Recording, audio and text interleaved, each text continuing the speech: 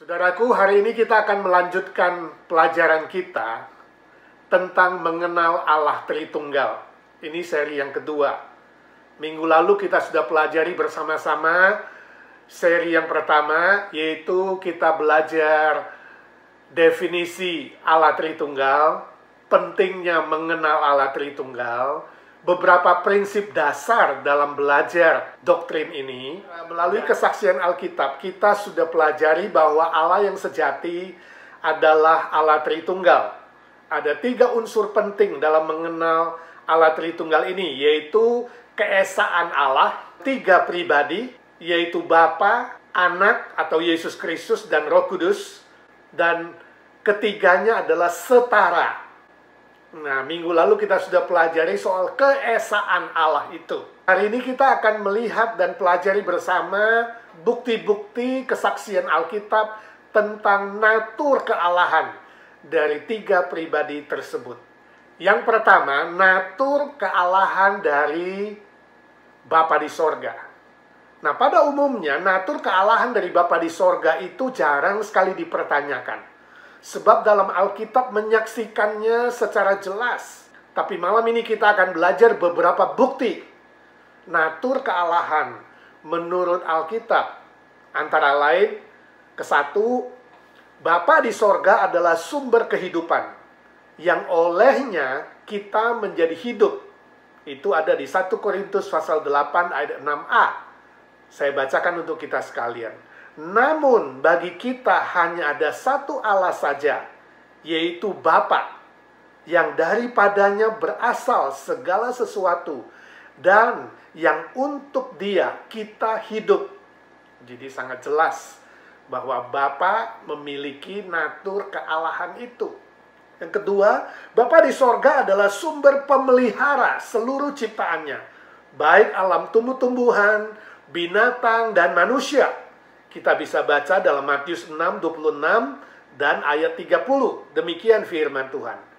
Pandanglah burung-burung di langit yang tidak menabur dan tidak menuai, dan tidak mengumpulkan bekal dalam lumbung, namun diberi makan oleh Bapakmu yang di sorga. Bukankah kamu jauh melebihi burung-burung itu? Ayat 30. Jadi jika demikian Allah mendandani rumput di ladang, yang hari ini ada dan besok dibuang ke dalam api, tidakkah Ia akan terlebih lagi mendandani kamu, hai orang-orang yang kurang percaya? Jadi sangat jelas, 26 menyebut istilah Bapa di sorga, 30 menyebut istilah Allah.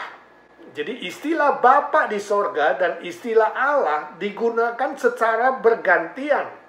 Nah, saudara bisa baca selengkapnya dari Matius 6:26-34 ini. Istilah yang bergantian antara Bapa di sorga dan Allah itu terus dipakai secara berulang. Jelas ini menegaskan tentang natur kealahan dari pribadi Bapa di sorga. Yang ketiga, pribadi Bapa bertahta di kerajaan sorga yang kekal dan tak terhingga tempat tinggalnya. Yohanes 14 ayat 1 dan 2 demikian firman Tuhan. Janganlah gelisah hatimu, percayalah kepada Allah, percayalah juga kepadaku, kata Tuhan Yesus. Di rumah Bapakku banyak tempat tinggal. Yesus menyebutkan bahwa rumah Bapa di sorga banyak tempat tinggal, tak terhingga, kekal, sempurna, dan disediakan bagi mereka yang percaya kepada Allah dan kepada Yesus. Jadi sangat jelas natur kealahan Bapa disebutkan di sana. Ya, disejajarkan bahkan dengan Tuhan Yesus. Indah sekali. Kalau saudara perhatikan doa yang diajarkan oleh Tuhan Yesus kepada murid-muridnya dalam catatan Matius pasal 6, Yesus mengawali doanya dengan berkata, Bapa kami yang di sorga, atau Bapa yang bertahta di kerajaan sorga. Dan masih banyak lagi catatan lain yang sama dengan itu di sepanjang Alkitab. Bukti yang keempat, panggilan Allah sejajar dengan panggilan Bapa atau Aba. Ini dicatat dalam Roma pasal 8 ayat 15 sampai 16. Demikian firman Tuhan. Sebab kamu tidak menerima roh perbudakan yang membuat kamu menjadi takut lagi, tetapi kamu telah menerima roh yang menjadikan kamu anak Allah. Oleh roh itu kita berseru, ya Aba, ya Bapa. Roh itu bersaksi bersama-sama dengan roh kita bahwa kita adalah anak-anak Allah. Nah, jelas saudara, Alkitab mengatakan bahwa Roh Kudus adalah saksi bahwa kita yang sudah beriman kepada Yesus Kristus disebut dengan anak-anak Allah. Dan kita dapat memanggil Allah dengan sebutan ya Bapa atau ya Aba. Indah sekali. Jadi panggilan terhadap Allah adalah panggilan yang akrab ketika kita menyebut ya Allah, ya Bapa, ya Aba. Saudara, ini hanya beberapa bagian saja dari catatan kesaksian Alkitab tentang bukti natur kealahan Bapa di sorga. Di sepanjang Alkitab mencatat banyak bagian yang seperti contoh di atas. Nah, pertanyaan kita, apa relevansinya dengan kita?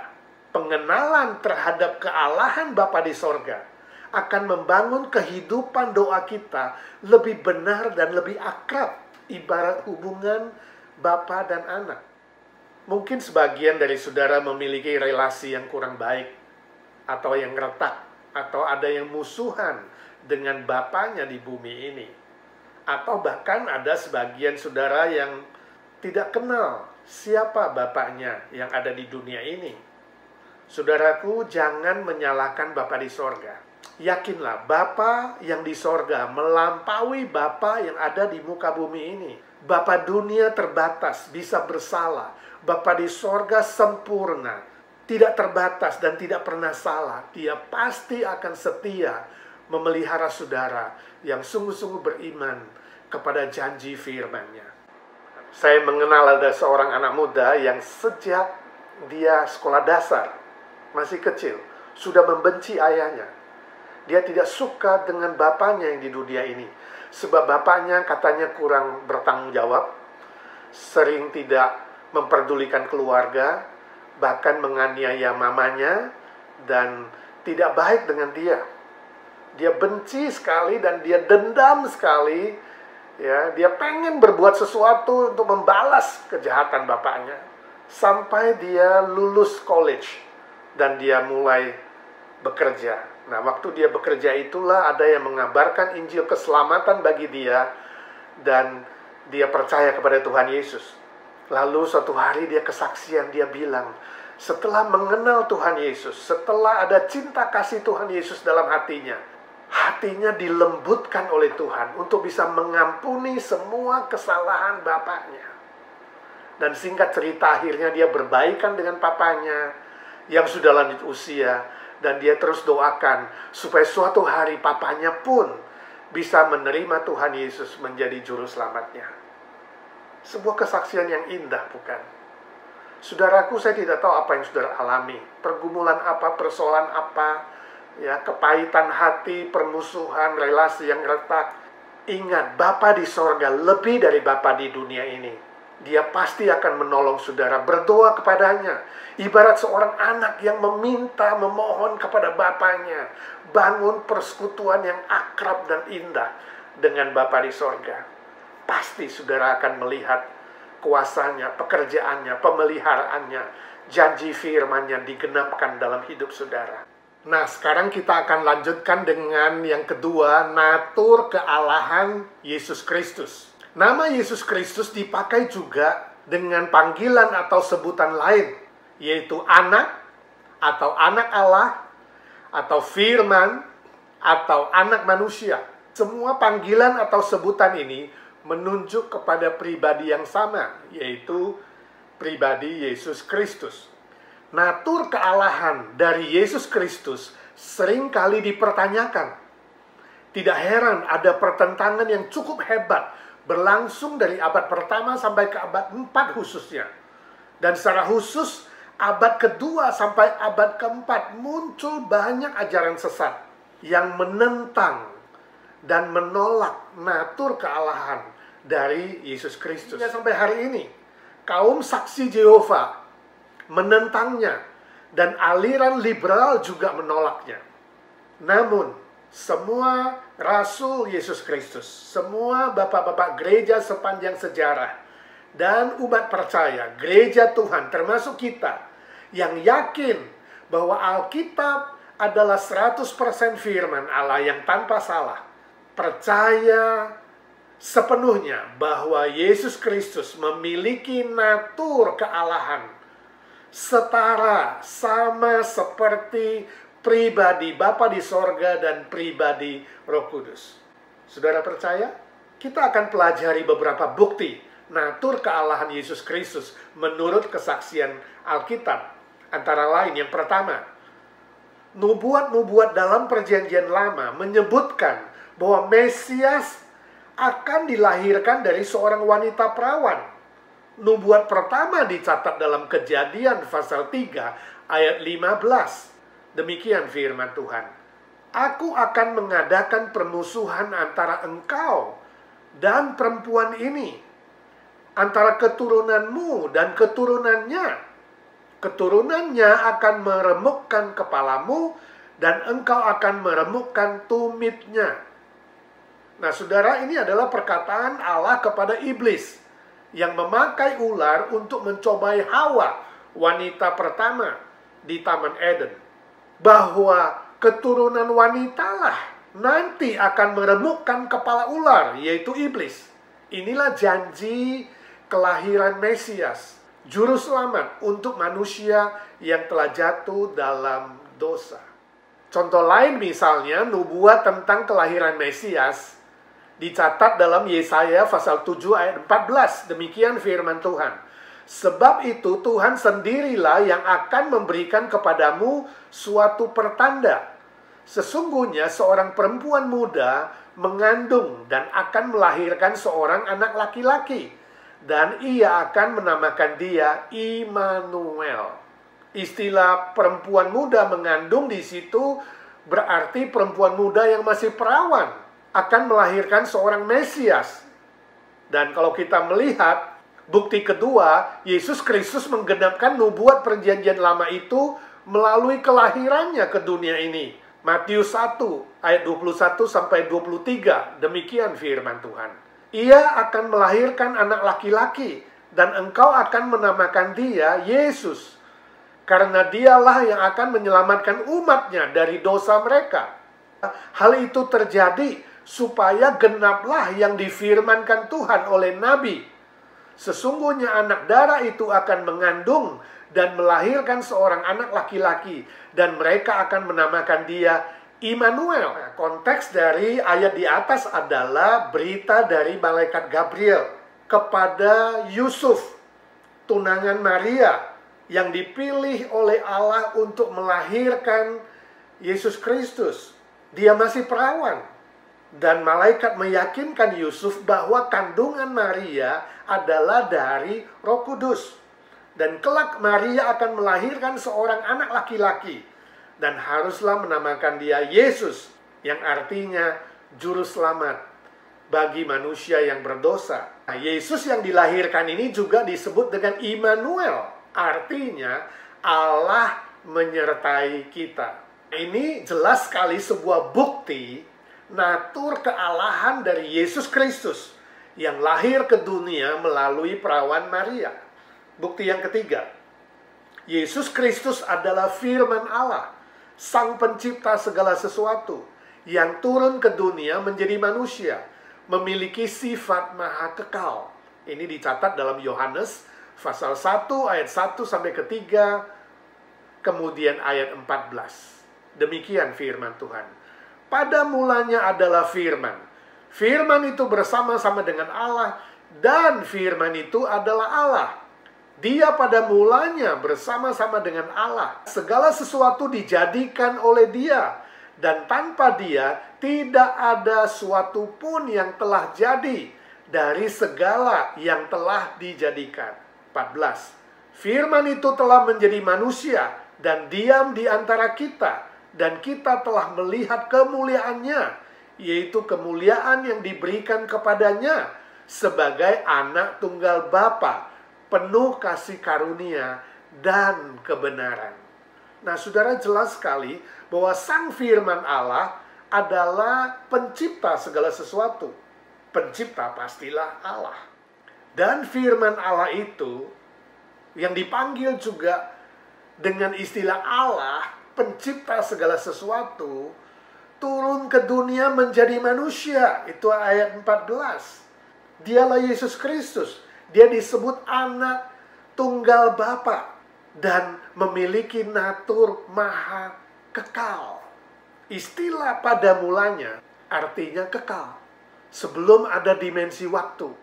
Kalau kita bandingkan dengan Wahyu pasal 1 ayat 8, Alkitab mengatakan Yesus adalah Alfa dan Omega. Artinya tidak berawal dan tidak berakhir. Maha kekal. Nah, saudara bisa baca juga bukti yang sama, penjelasan yang sama dalam Ibrani pasal 1 ayat 2-3. Nah, sekarang kita lihat bukti yang keempat. Yesus Kristus berotoritas mengampuni dosa manusia. Ini dicatat dalam Markus pasal 2 ayat 5 dan 10. Demikian firman Tuhan. Ketika Yesus melihat iman mereka, berkatalah ia kepada orang lumpuh itu, "Hai anakku, dosamu sudah diampuni." Ayat 10. Tetapi supaya kamu tahu bahwa di dunia ini anak manusia, yaitu Yesus Kristus, berkuasa mengampuni dosa. Nah, ini juga adalah bukti yang menyatakan natur kealahan Yesus Kristus. Sebab apa? Sebab hanya Allah yang berotoritas mengampuni dosa manusia. Bukti yang kelima, Yesus Kristus tidak berdosa. Ini dicatat dalam Ibrani pasal 4 ayat 14-15. Demikian firman Tuhan. Karena kita sekarang mempunyai imam besar agung yang telah melintasi semua langit, yaitu Yesus, anak Allah. Baiklah kita teguh berpegang pada pengakuan iman kita. Ayat 15, sebab imam besar yang kita punya bukanlah imam besar yang tidak dapat turut merasakan kelemahan-kelemahan kita. Sebaliknya, sama dengan kita, ia telah dicobai, hanya tidak berbuat dosa. Nah, saudaraku, sampai hari ini tidak ada seorang pun yang sanggup menemukan dosa Tuhan Yesus. Gak ada. Ketidakberdosaan Yesus Kristus adalah bukti nyata bahwa dia memiliki natur kealahan. Sebab Yesus Kristus adalah Allah yang Maha Kudus, tapi rela turun ke dunia yang berdosa demi menyelamatkan kita, manusia yang berdosa. Puji Tuhan. Bukti yang keenam, Yesus Kristus bangkit dari kematian dan mengalahkan kuasa dosa, kuasa maut, dan kuasa iblis. Kita baca di 1 Korintus pasal 15 ayat 55-57. Demikian firman Tuhan. Hai maut, di manakah kemenanganmu? Hai maut, di manakah sengatmu? Sengat maut ialah dosa, dan kuasa dosa ialah hukum Taurat. Tetapi syukur kepada Allah yang telah memberikan kepada kita kemenangan oleh Yesus Kristus, Tuhan kita. Pertanyaan-pertanyaan itu tidak perlu dijawab. Itu adalah sebuah proklamasi. Hei maut, di mana sengatmu? Sudah dihancurkan, dipatahkan. Kebangkitan Yesus yang telah mengalahkan kuasa dosa, kuasa maut, kuasa iblis pun akan memberikan kita kemenangan. Yaitu kita yang percaya dalam namanya. Nah, saudara bisa membaca kisah kebangkitan Yesus Kristus di sepanjang 4 kitab Injil. Matius, Markus, Lukas, Yohanes.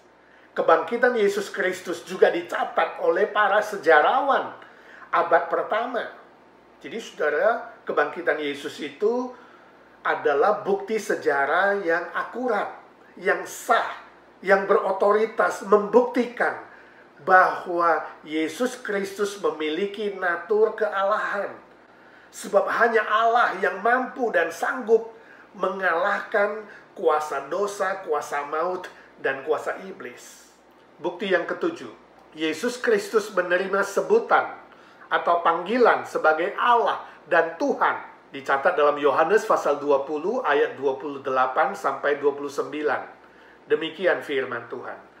Thomas menjawab dia, "Ya Tuhanku dan Allahku."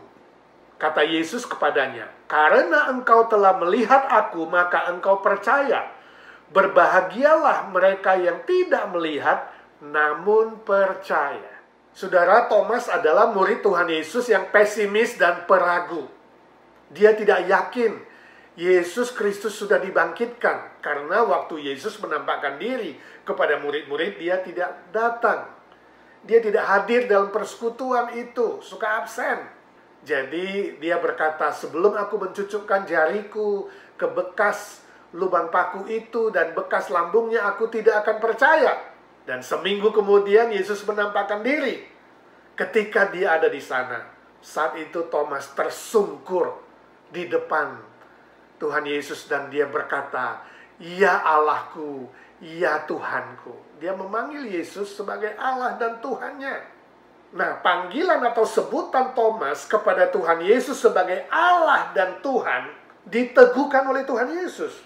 Itu sebabnya di ayat 29, Yesus berkata, "Berbahagialah mereka yang tidak melihat," termasuk kita yang tidak melihat dengan mata jasmani kita, kebangkitan Yesus, namun percaya. Percaya apa? Percaya seperti Thomas percaya bahwa Yesus adalah Allah dan Tuhan.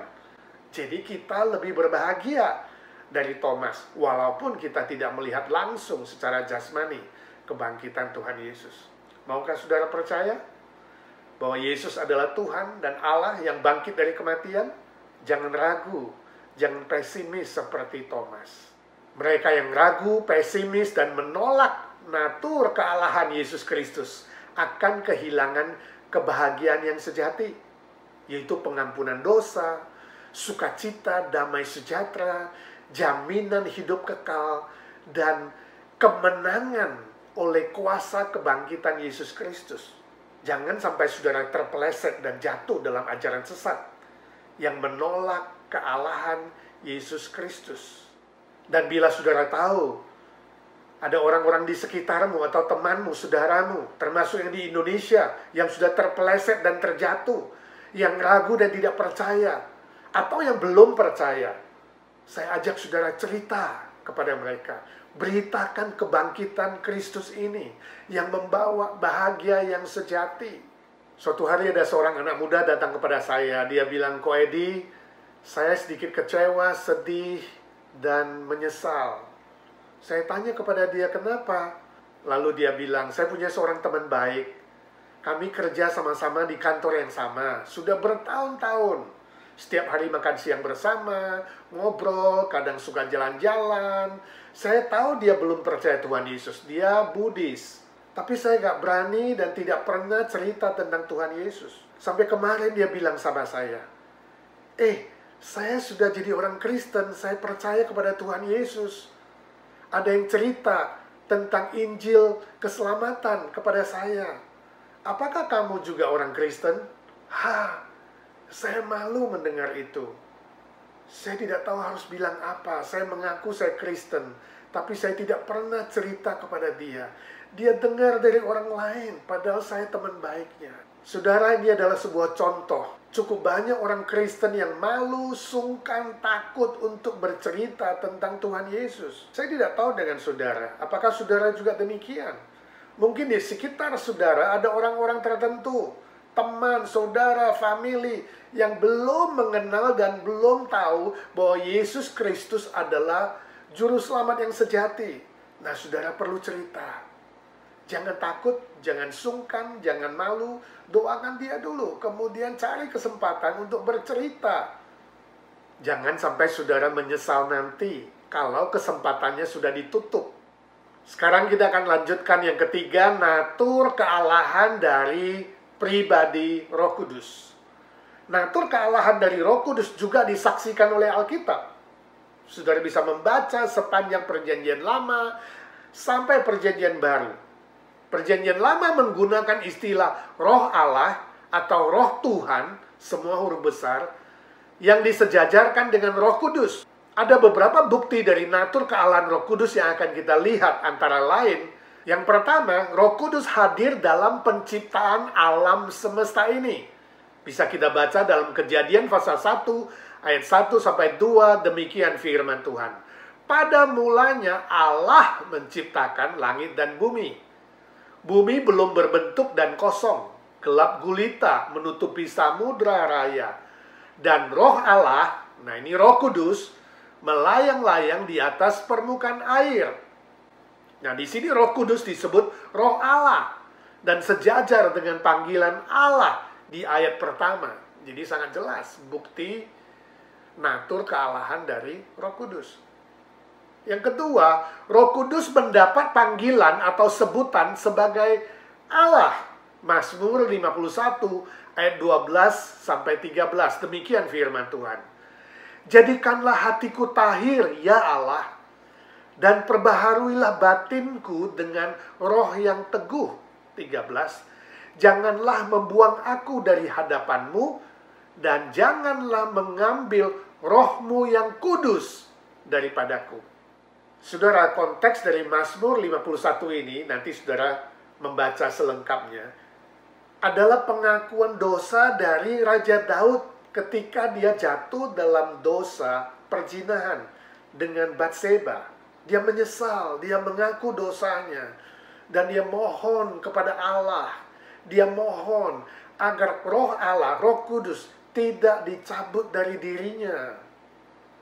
Jadi Roh Kudus disebutkan sejajar dengan pribadi Allah. Ini adalah bukti natur kealahan dari pribadi Roh Kudus. Nah saudara, kesaksian Alkitab seperti ini dapat kita lihat di sepanjang catatan Perjanjian Lama. Roh Kudus menerima sebutan Roh Allah, Roh Tuhan, semua huruf besar, atau disebut Roh Jehovah, Roh Yahweh, yang artinya Roh Allah yang Maha Kuasa, pencipta langit dan bumi. Nah, dalam Perjanjian Baru nomor 3, Roh Kudus memiliki natur Maha Kudus dan Maha Kuasa. Kita bisa baca dalam Lukas pasal 1 ayat 35, demikian firman Tuhan. Jawab malaikat itu kepadanya, Roh Kudus akan turun atasmu, dan kuasa Allah yang Maha Tinggi akan menaungi engkau. Sebab itu anak yang akan kau lahirkan itu akan disebut kudus, anak Allah.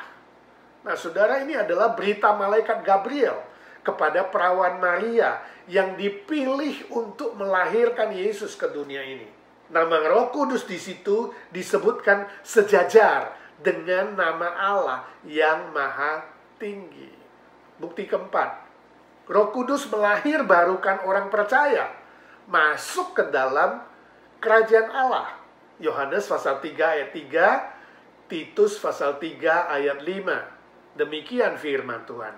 Yesus menjawab katanya, Aku berkata kepadamu, sesungguhnya jika seorang tidak dilahirkan kembali, ia tidak dapat melihat kerajaan Allah. Titus pasal 3 ayat 5, demikian firman Tuhan. Pada waktu itu dia telah menyelamatkan kita, bukan karena perbuatan baik yang telah kita lakukan, tetapi karena rahmat-Nya oleh permandian kelahiran kembali dan oleh pembaharuan yang dikerjakan oleh Roh Kudus. Saudara, sangat jelas hanya pribadi Allah yang berhak, berotoritas, dan sah, dan berkuasa melahirbarukan orang percaya, memperbaharui orang percaya, dan memasukkan mereka menjadi warga kerajaan sorga yang kekal. Dan tugas ini dilakukan oleh Roh Kudus yang Maha Kuasa dan Maha Kudus. Nah, ini membuktikan natur kealahan dari pribadi Roh Kudus. Bukti yang kelima, Roh Kudus mendapat sebutan sebagai Allah. Kita bisa baca di Kisah Para Rasul pasal 5 ayat 3 sampai 4. Demikian firman Tuhan. Tetapi Petrus berkata, Ananias, mengapa hatimu dikuasai iblis, sehingga engkau mendustai Roh Kudus dan menahan sebagian dari hasil penjualan tanah itu? Ayat 4. Selama tanah itu tidak dijual, bukankah itu tetap kepunyaanmu? Dan setelah dijual, bukankah hasilnya itu tetap dalam kuasamu? Mengapa engkau merencanakan perbuatan itu dalam hatimu? Engkau bukan mendustai manusia, tetapi mendustai Allah. Nah, saudara, konteksnya adalah Ananias dan Safira, suami istri yang menjual tanahnya kemudian ingin persembahan untuk pekerjaan Tuhan. Tapi mereka berbohong kepada Petrus.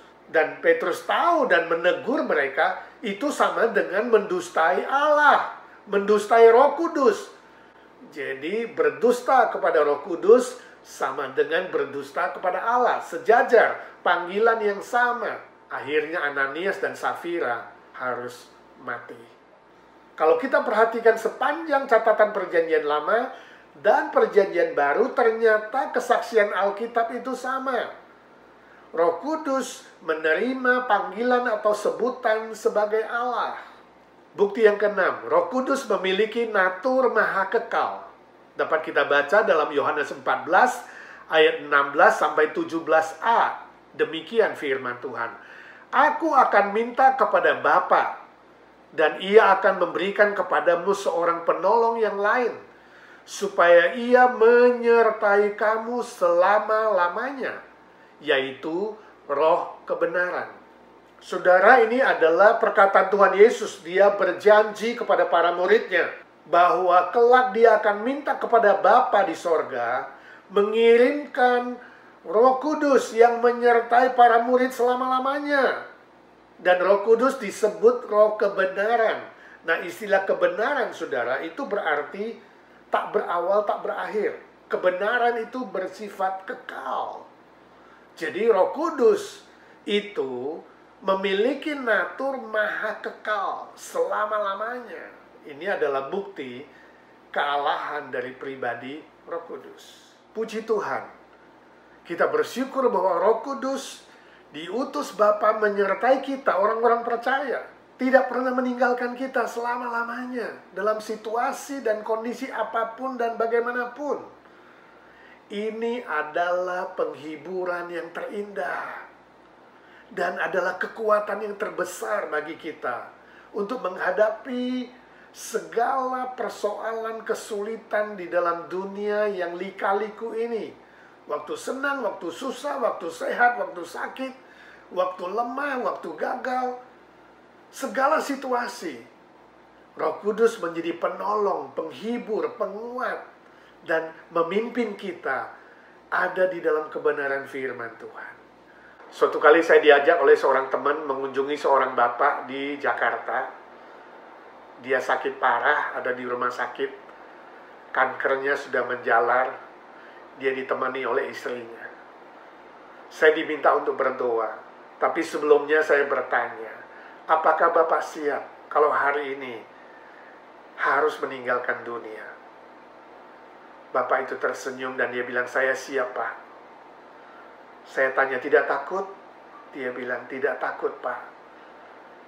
Kenapa? Lalu dia bilang, saya sudah percaya kepada Tuhan Yesus. Dia juru selamatku. Dia gembalaku yang menuntun aku, menyertai aku walaupun harus melewati lembah bayang-bayang maut. Dia mengutip Mazmur 23. Saya bersyukur. Dan dia bilang, saya tahu Roh Kudus tinggal di dalam aku. Dia menemani aku. Dia menguatkan aku. Dan dia tidak meninggalkan aku. Wow, mendengar itu saya juga ikut tersenyum, terharu dan bangga. Di dalam sakitnya yang parah, dia punya iman yang kuat. Istrinya ikut tersenyum. Kemudian kami berdoa. Doanya indah sekali, akrab sekali. Tidak ada teriak-teriak, tidak ada ngotot, harus memaksa Tuhan menyembuhkan dia. Tapi sebuah penyerahan yang total. Pasrah yang total. Ada sukacita dan damai di situ. Ada kesiapan hati. Kapanpun Tuhan panggil, dia siap. Puji Tuhan, ini sebuah kesaksian yang sangat indah. Saudaraku, maukah saudara memiliki keyakinan iman seperti itu?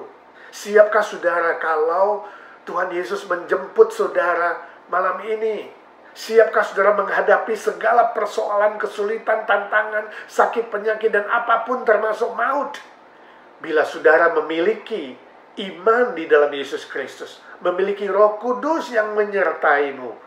Ingatlah, saudara akan ditolong, ditemani, dihibur, dikuatkan untuk menghadapi apapun di muka bumi ini, termasuk kematian. Jangan pernah ragu, jangan pernah takut. Tetap beriman yang setia kepada Tuhan Yesus sebagai juru selamatmu. Bersyukur kepada Roh Kudus yang diam dan tinggal di dalam kamu selama-lamanya.